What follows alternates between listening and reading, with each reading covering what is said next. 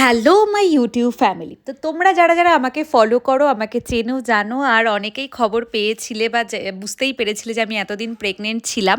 তো আমার কি হয়েছে, ছেলে না মেয়ে, অনেকেরই হয়তো কিউরিসিটি আছে।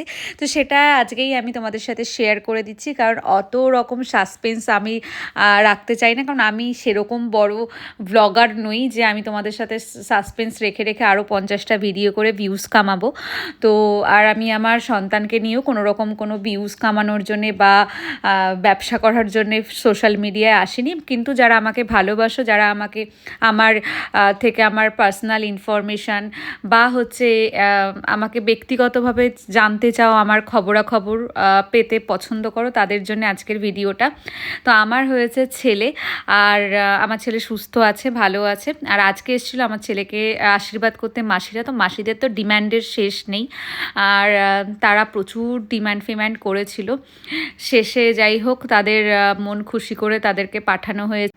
সোনার পাপা ওর জন্যে এই বেবি কটটা সেট করছিল, আর এই বেবি কটটা আমার কাকা শ্বশুরমশাই আর মানে আমার সোনার দাদু ভাই ওকে গিফট করেছে। আর ভীষণ ভালো কালারটা, আমার তো ভীষণ পছন্দ হয়েছে। তোমাদের কেমন লাগলো সেটা অবশ্যই জানিও। আমি এদিকে ওকে রাত্রিবেলা ডিনার ফিনার করিয়েছি, আর করার পর আমার নিজের ডিনার চলে এসছে।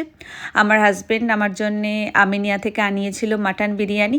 মাটন বিরিয়ানির খেতেই ইচ্ছে করছিল বলে ওকে বলেছিলাম, ও আনিয়েও দিয়েছে। কিন্তু এটা তো আমি ফুল প্রেগনেন্সি জার্নিতেও আমি বিরিয়ানি খেয়েছি, কারণ আমার কোনো রকম কোনো খাবার দাবারের রেস্ট্রিকশান ছিল না শুরু থেকে। আর মাটন বিরিয়ানিটা সেই জন্য আমি আগেও খেয়েছি। বিরিয়ানির প্রতি অত যে মানে ইচ্ছে ছিল, কিন্তু বিশাল কিছু আকর্ষণের থেকে বেশি আকর্ষণ ছিল হচ্ছে ওই 1 গ্লাস কোল্ড ড্রিঙ্কসের।